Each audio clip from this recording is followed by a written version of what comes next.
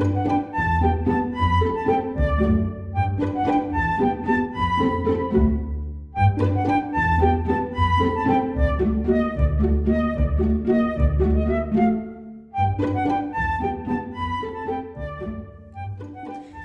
morning, welcome to another lovely episode of Roots SEQ. Today we're going to be showing you the footage between Canungra and O'Reilly's Rainforest retreat.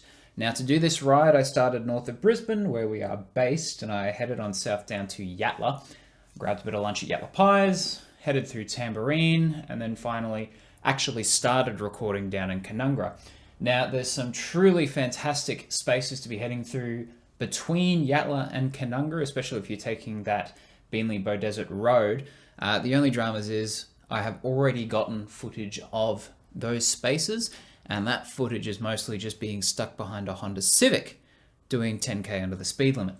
Perfectly understandable. Those roads aren't for everybody. However, I didn't want to be recording a huge amount of content like that when it was bound to happen again. And it was only going to be chewing my battery capacity for the day. So I started my day down in Canungra, where you'll find the just as exciting Outlook Cafe, generally filled with a variety of different motorcycles. Unfortunately, by the time that I got there, big surprise, pardon me, I'm just shifting my cat. All of the motorcycles are gone, middle of the day. Bit unfortunate, but that's okay. Now let me see if I can just get a good spot down here. There we go. The Outpost Cafe, I come here many times on Sunday mornings, and often you will find that the motorcycles are parked well and truly up the road. Now, instead of stopping here, I shot along up past the Canungra Motel here and paused briefly to set up my camera gear before shooting on south. The road that we're looking at today, we are going to be taking Lamington National Park Road south. And that road itself starts off fairly straightforward. It's about 70, 80, maybe 90 through these sections. You go past O'Reilly's Valley Vineyard. Beg yours, the cat's clawing on me again. As you go down through these sections, it starts to slow down dramatically. You're looking at about 40 kilometers an hour, maximum of 60 through some sections as it gets increasingly more complicated and a much more narrow road. Now, anybody who's been here knows what it's like. I haven't been here in years, so I was quite ginger heading into it. However, I'll let the video do the talking, but you can see the kinds of spaces that we're going to be going through, and particularly towards the end, some truly fantastic spaces and scenery to be enjoyed. And finally, up here. Now, O'Reilly's Rainforest Retreat, you can have your own little adventure at. You can spend the night if you'd like. You can spend the week if you'd like. However, I spent about an hour there. But that's all right. That's a video for a different time. Make sure you go and see the Stinson. Anyhow, let's see how things roll.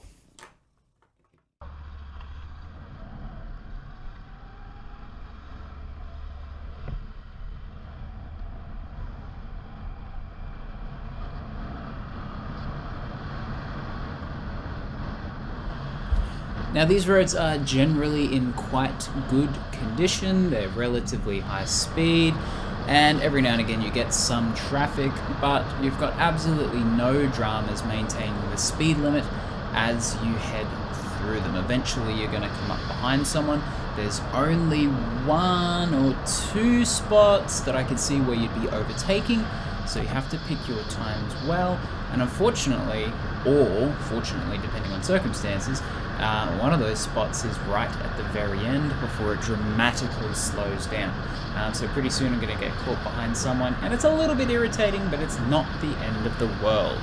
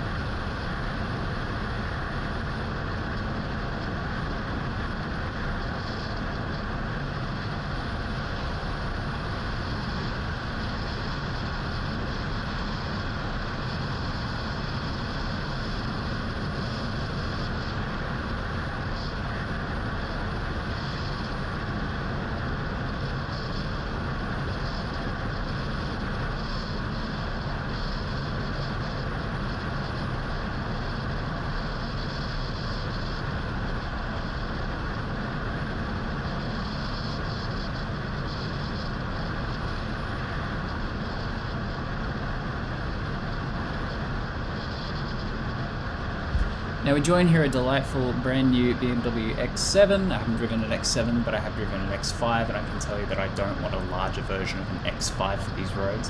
They are following all of the posted speed limits, and they are slowing down to the posted speed recommendations. And as much as that might be a little bit slower than I'm going, I can't really fault them for doing that. I'll follow them for a little bit longer because eventually I'll get the opportunity to overtake them in a safe and legal manner.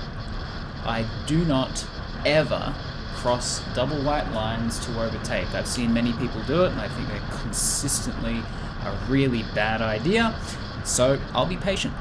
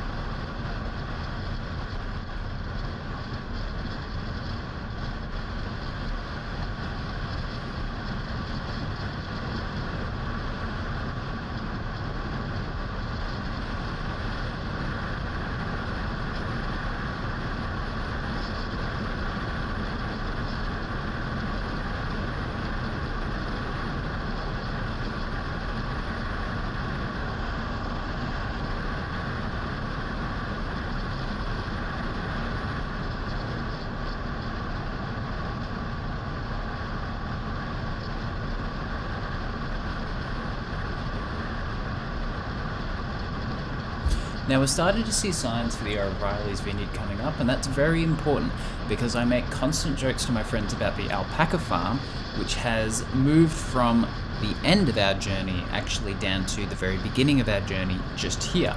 So if anybody is heading to the alpaca farm, please do not climb all the way up the mountain because it's not there anymore, and you only get a sign for that, on the way. Granted, if you're planning on going to the alpaca farm, I'm sure you've already researched it, and I'm sure you're already aware of the relocation. However, it's always nice to say something.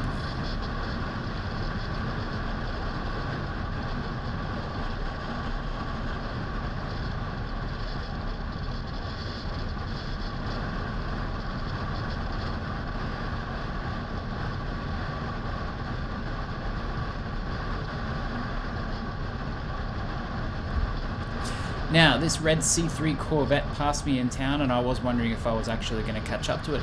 I did not expect the X7 to catch up to it, but then the C3 is probably the slowest of the Corvettes, so no judgment there.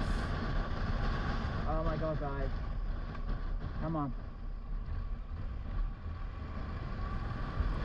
I am slightly more interested in the red Magna wagon, which has police tape all over it. Not because of the police tape, but mostly because it's still a bright red Magna wagon, which is still alive in this day and age.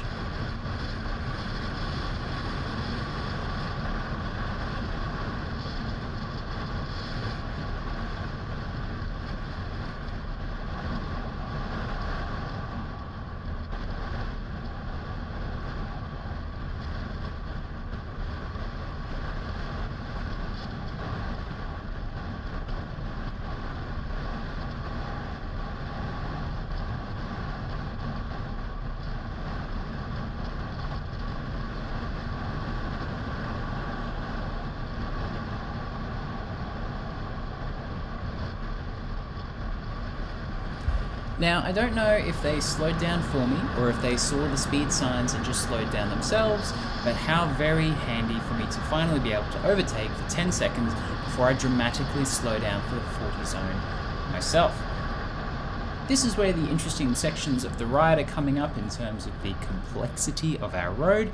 There are 3 cattle grids that you have to cross on your way up the mountain, so remember to be very, very careful. And other than that, it's relatively straightforward.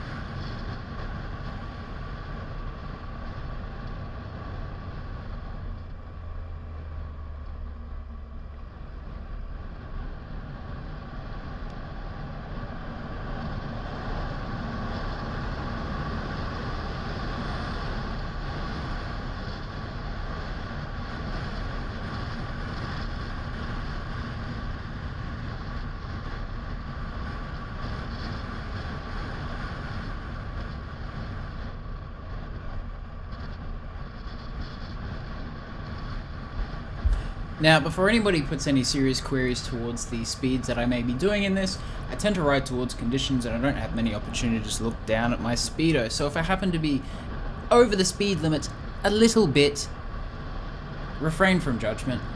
We're riding to the conditions. That's the safe way to do things, of course. Thank you.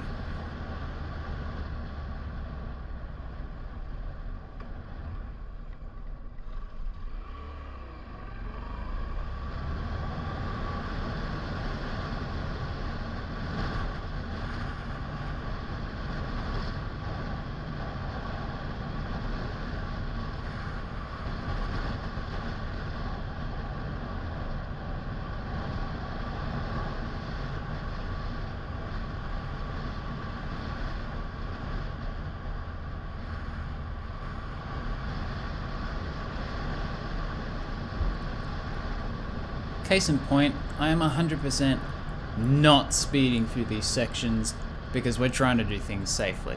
With a motorcycle, it's very easy to pass an oncoming car, which is quite a relief. If you happen to be driving up this way, beautiful drive, please be ready to make some quick adjustments to your lane position.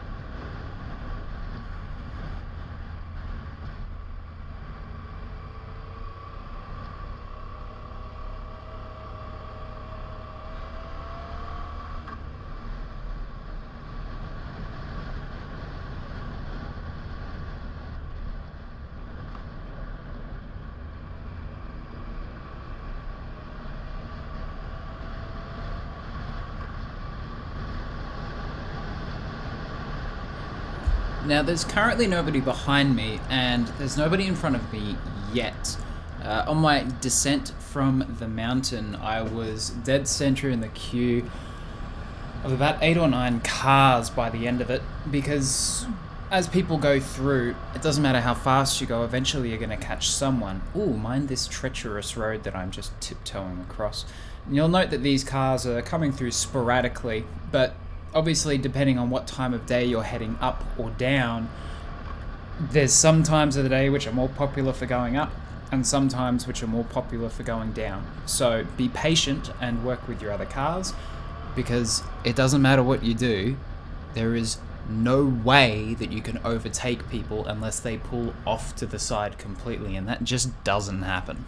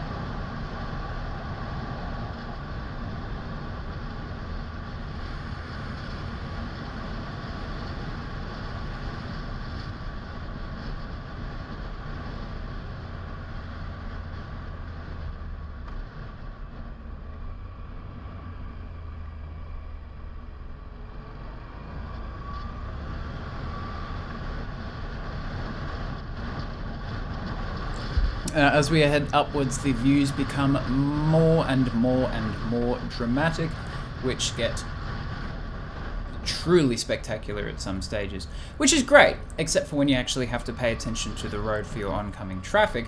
But should you get the opportunity to say hi to the cars who wait for you,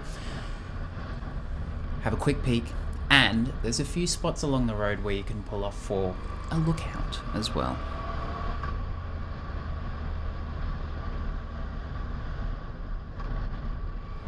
Now, my engine is not exactly roaring at this point, I'm not screaming through the air, but you'll still hear all of that wind, and I mean, at the end of the day, with the GoPro on a normal day, that's relatively unavoidable. However, with August winds, not a chance.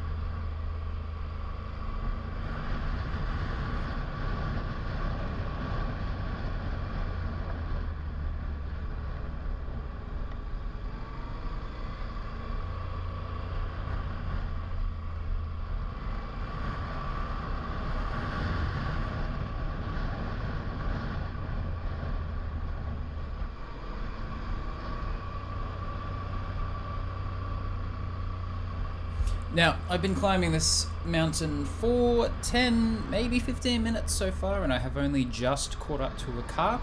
Get used to looking at this Red C class because I do not overtake him. The rest of this video is following this C-Class Mercedes for about half an hour. He's a great driver. I really appreciated him. And as we head further up the mountain, you'll see why I appreciated him, especially further along the line.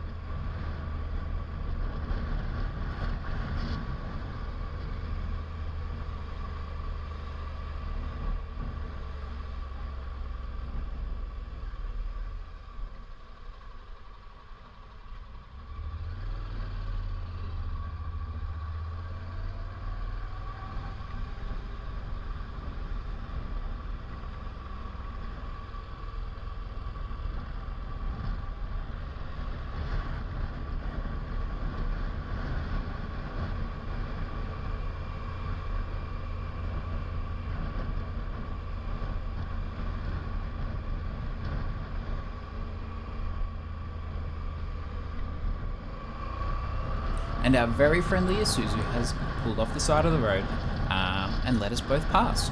I looked in my mirror and he pulled back onto the road as soon as we had gone, so he wasn't stopping for a look. He was just being courteous. Thank you very much to that Isuzu.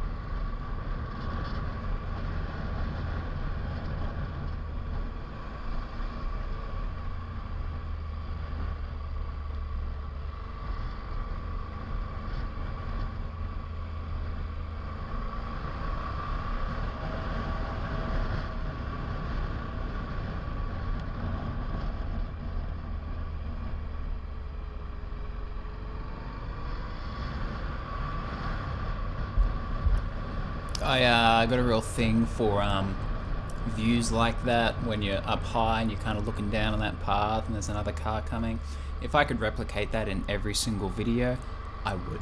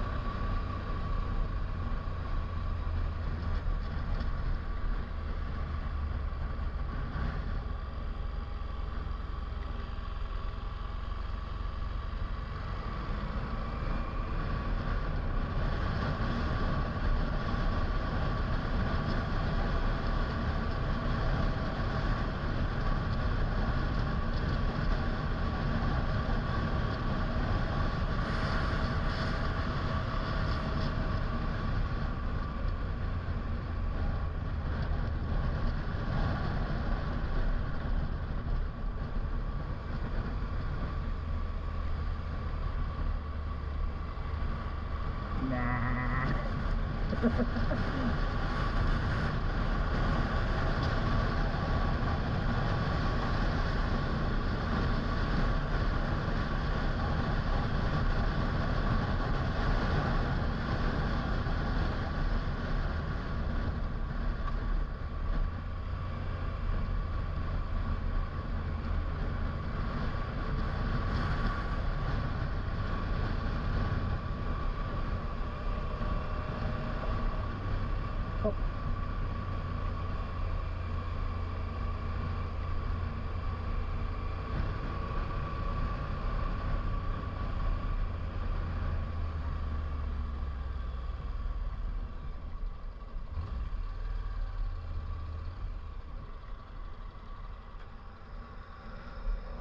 Stop!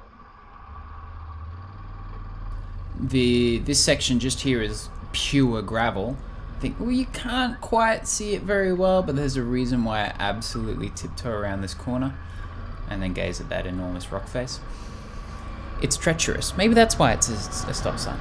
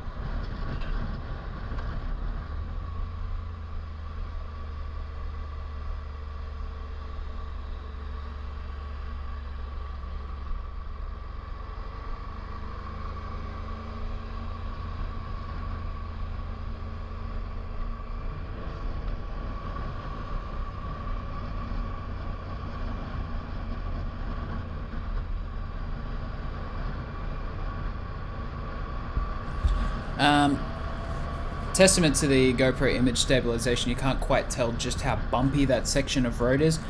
It's not the bumpiest of this journey, but sections like that, when you're that high up and you've just been looking at this enormous view with no safety rail, yeah, that gets a little bit interesting.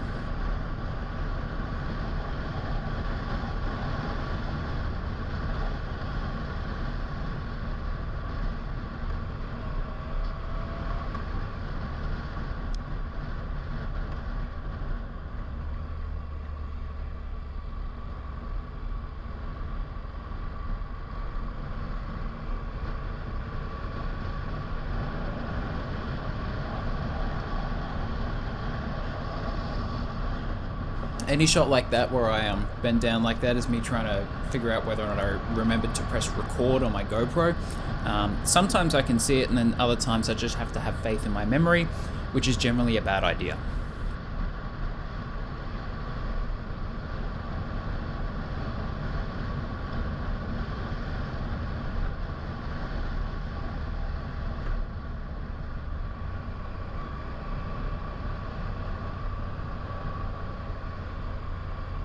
This is the one section which I 100% wish I did not record, simply because I really wanted to check, and then I remembered exactly where I was. Earlier in the journey, I had thought to myself, where is that gigantic U-turn section which is carved through the rock? And I remember it looking a lot different from it does, probably because I was half as tall. It makes me feel better that this guy made the exact same mistake, and a bit worried that I was, but no, this is legitimately the correct way to go.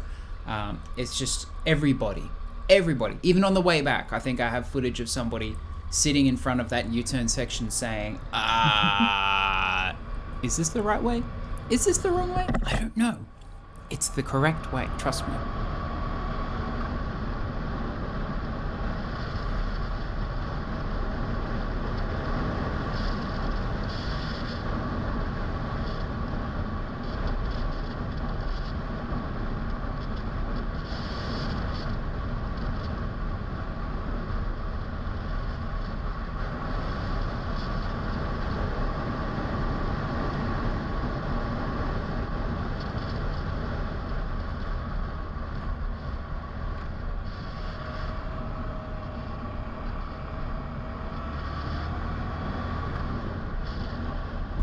Yeah, that's me trying to see my GoPro again. I just flat out do not have faith in myself.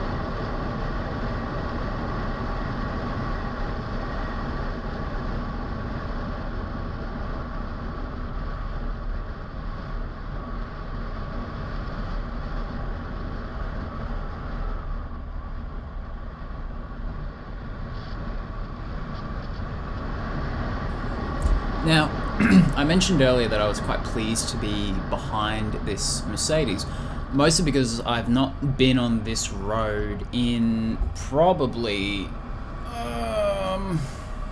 maybe 5, 6, 7 years. It's an interesting road to do. So if I haven't been on this road in 5, 6, or 7 years, to have somebody going ahead of me in a bright red car is quite good, because everybody else sees that bright red car come. Oh, look at that overexposure. That's wild. There we go. Thank you, Mr. GoPro. Everybody sees that car's coming. Everybody sees that car coming, and they slow down, and he scouts all the corners for me, and I can just cheat on whenever he's braking.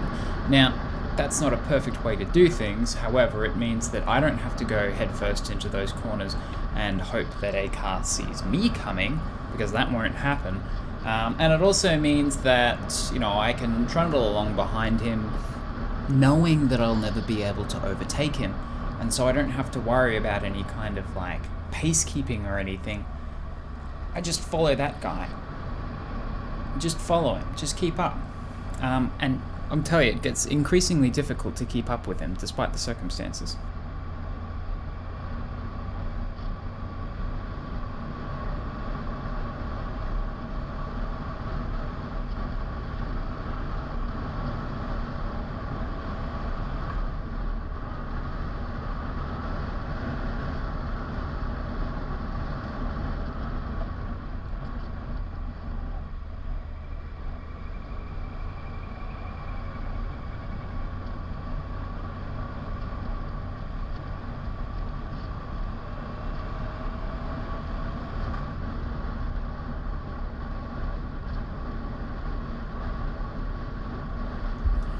Now, the GoPro isn't quite doing these sections justice in terms of lighting. This was probably 1 o'clock when I was recording this, so absolute middle of the day, and these sections are dark. Very dark. I mean, that dark. Only for a brief second before the camera automatically adjusts and kind of overblows everything. But there are some very, very dim sections, and especially when you're getting towards the top, you kind of wonder who even maintains this road, or even how the road is that dark when there's so many cars going through it. So really, you've got to be here.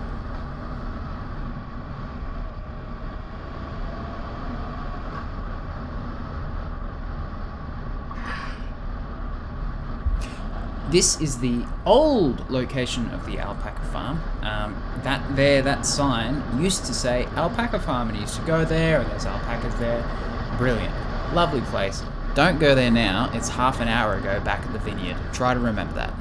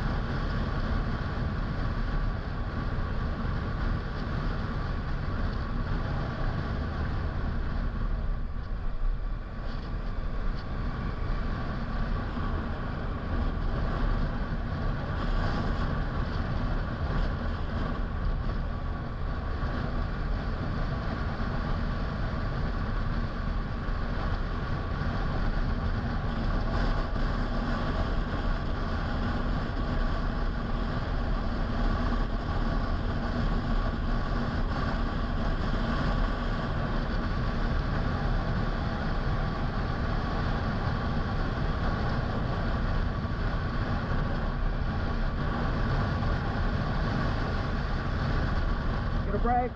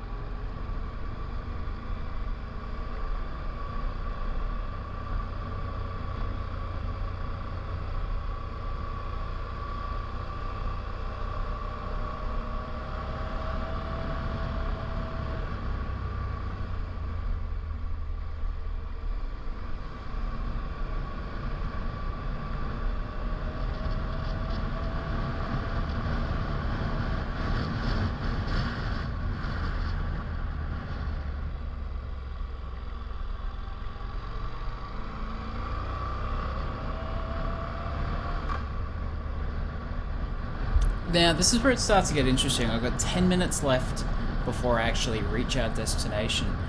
You can see how dark it's gotten. You can see how dense the forestry is through here.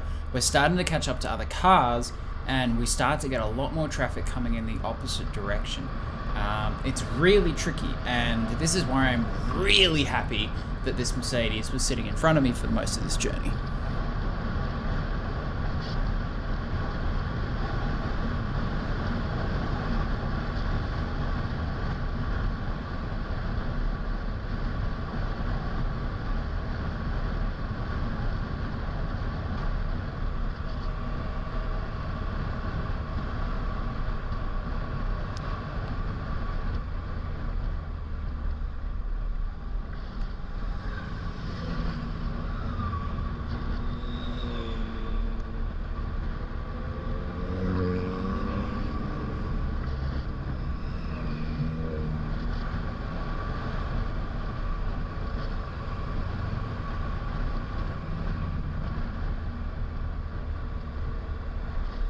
"16 motorcycles, all coming past us. I applaud them for their... Look, I couldn't imagine doing a 16-person ride up this hill. That'd be ridiculous.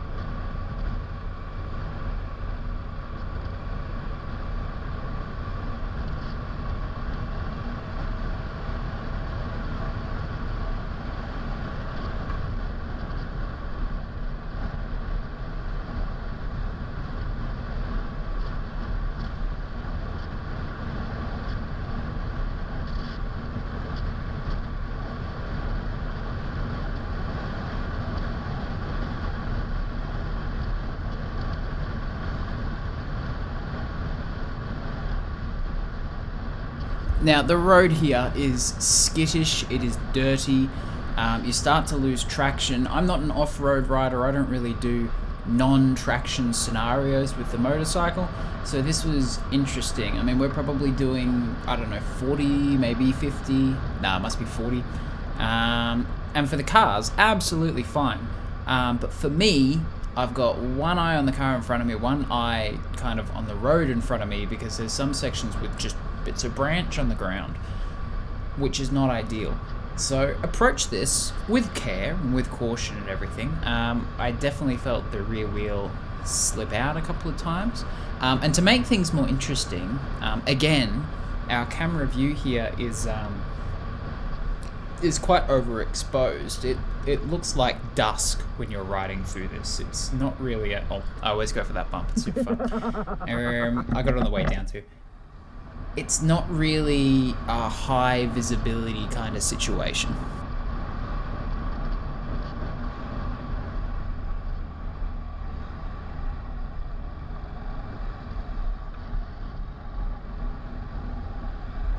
If it looks like I'm blowing someone a kiss, it's probably because I am blowing someone a kiss.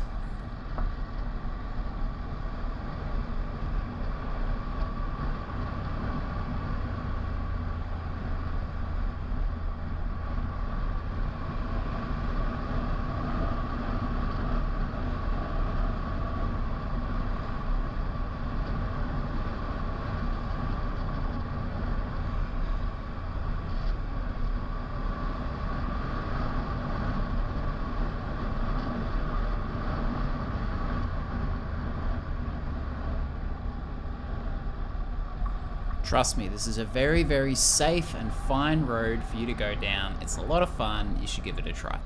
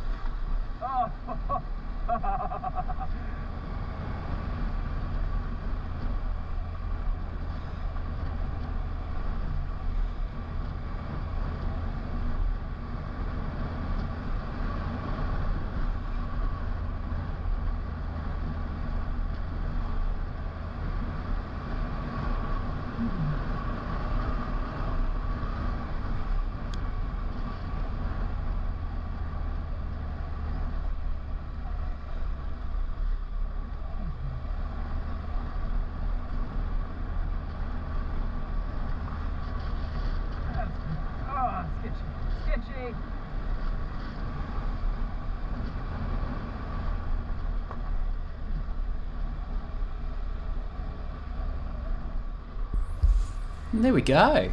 Just a quick jaunt. Just a quick trip up the mountain. Here we are. It's only taken us 50 minutes from Canungra. No big deal. Easy peasy. Anyone could do this. In fact, anyone should. Bring your car. Bring your motorcycle. On the way back down the mountain, I saw a cyclist. And I thought that's a very interesting way to spend your Sunday. And I'm sure he also agreed that that was a very good idea for him to spend his Sunday doing that too.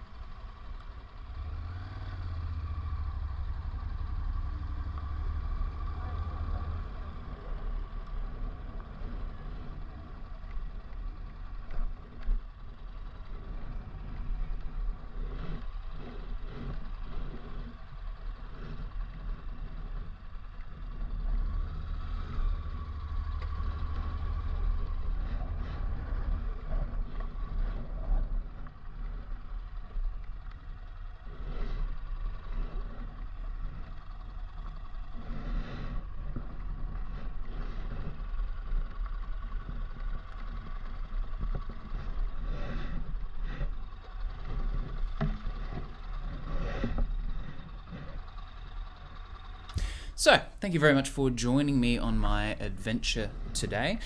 Had a lovely time doing it, and as much as it looks like a rather complicated road, quite frankly, it's a heap of fun. So, look it up, plan when you want to do it, make sure you take some snacks for the journey, and go and have yourself a whole boatload of fun, because there's plenty to do up on the mountain while you're there.